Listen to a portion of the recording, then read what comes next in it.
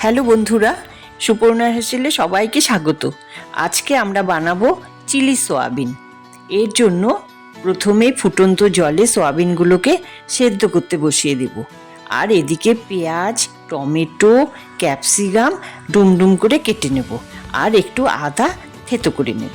এবার একটি বাটিতে একটু কর্নফ্লাওয়ার আর একটু লবণ দিয়ে ব্যাটার তৈরি করে তাতে সেদ্ধ করে রাখা সোয়াবিনগুলো চুবিয়ে চুবিয়ে ভেজে নেব। সোয়াবিনগুলো চোবানোর আগে ভালো করে চিপে নিতে হবে যাতে ভেতরের সব জল বেরিয়ে যায়।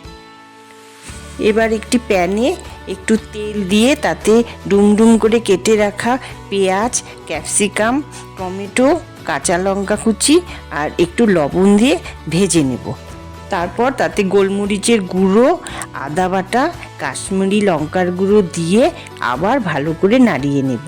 এবার এর মধ্যে ভেজে রাখা সোয়াবিনগুলো দিয়ে তাতে সামান্য কর্নফ্লাওয়ার গোলা জল, টমেটোর সস, সোয়া সস দিয়ে ভালো করে নাড়াচাড়া করে ধনেপাতা ছিটিয়ে দিলেই আমাদের রেডি হয়ে গেল চিলি সোয়াবিন। তা বন্ধুরা, আজকের রেসিপিটি তোমাদের কেমন লাগলো কমেন্ট করে অবশ্যই জানিও। আজকের মতন টাটা।